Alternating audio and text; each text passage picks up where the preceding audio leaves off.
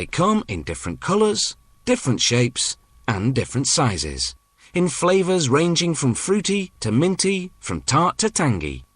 Pretty well everyone enjoys sucking on a sweet from time to time.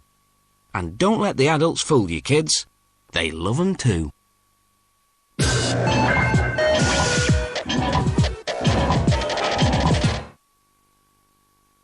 In ancient times, people indulged in treats made of honey-covered fruits and nuts.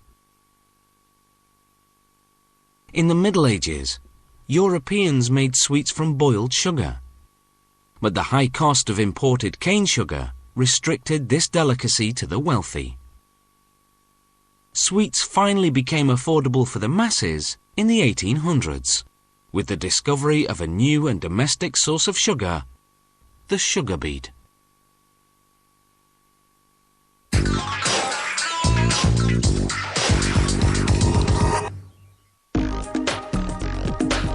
These hard sweets aren't mass-produced confections. They're gourmet sweets, custom-made and crafted by hand. The sweet maker starts by bringing a pot of sugar and water to a boil.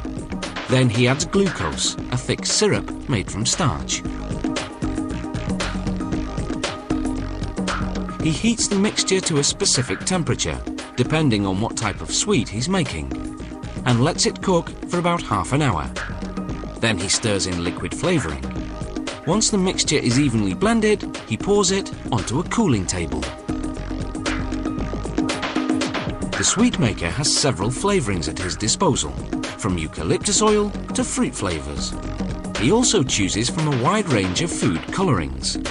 This sweet will have a strawberry design in the middle, so he and his assistants are working with 3 colours: green for the leaves, red for the berry, and yellow for the background.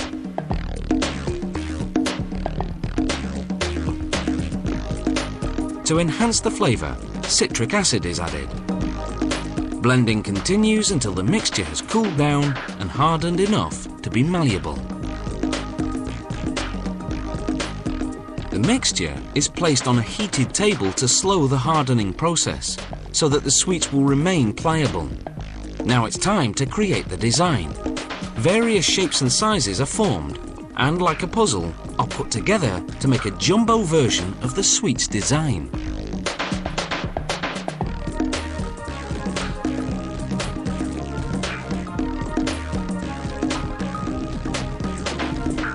Once the red berry, green leaves and yellow background are assembled, more yellow background is added, then a layer of red for the outside rim.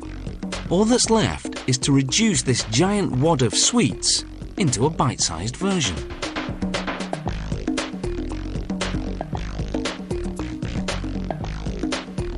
To do that, the sweet maker pinches one end and stretches it out to form a long uniform strand called a rod. He cuts the rod into pieces 60 centimeters long, but he has to keep rolling them until they cool and harden, or else they'll go flat. When the rod is just the right diameter, the design is in perfect proportion. All they have to do now is cut sweet-sized pieces. The same techniques are used to make kiwi, pink grapefruit and banana sweets, to name but a few.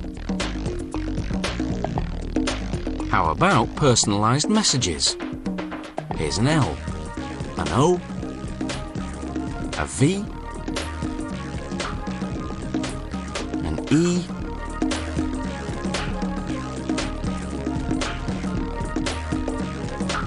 a Y, O, U.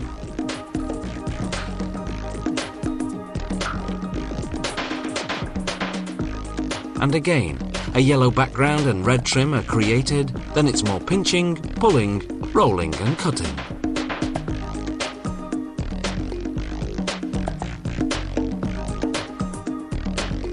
Until the rods are down to just the right size.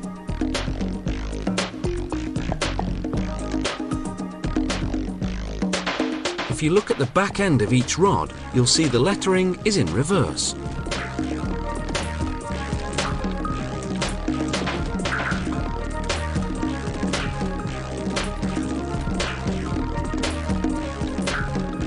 When the raw sweet mixture comes off the cooling table, it's transparent. To make it opaque or to lighten the colour, it's pulled on a hook. Here, two colours are intertwined and fed through a special machine that forms bands of pillow-shaped sweets. After cooling, they're simply broken apart. And to keep everybody happy, they even twist rods into lollipops. Well, that's the kiddies sorted then.